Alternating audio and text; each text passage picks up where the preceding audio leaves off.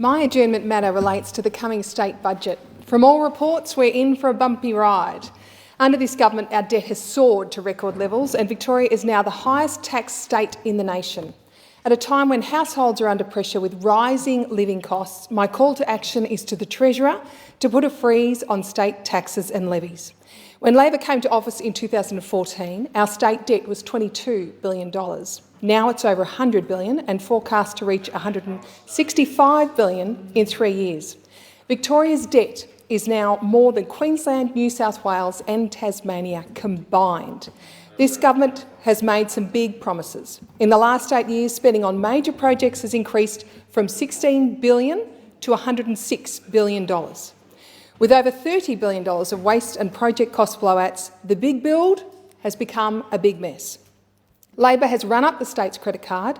As interest rates rise, so do our repayments. We are now paying over $10 million a day in interest, and it's getting worse. This year, the interest bill is over $3.8 billion. By 2026, it's expected to be over $7 billion.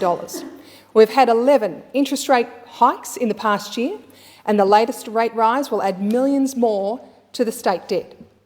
Data from the ABS shows that Victoria is now the highest taxing state per capita in Australia. Victoria's tax take is set to double since this government was elected 9 years ago. In 2014, when the Coalition held office, total state taxes were just over $18 billion. By 2026, state taxes are forecast to be $35.6 billion. Public service numbers have soared. Department heads are earning salaries of up to $750,000. A report by the Victorian Chamber of Commerce and Industry found that Victoria is now one of the hardest places in Australia to do business. The ComSec State of the States report shows that we are now trailing behind other states on economic performance. Victoria is now a very fragile state with an unhealthy dependence and addiction to property-related taxes. They made up 60% of our total state revenue in 2021, and now our housing and construction industry is under pressure. We pay our taxes because we expect the government to invest in health, in education, in building better roads and providing emergency services. We need more teachers, nurses and police. We need less debt and government waste and more support for industry and small business.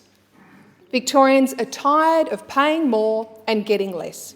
At a time when families, businesses and households are experiencing a dramatic increase in the cost of living, our state cannot afford more or increased taxes. Thank you.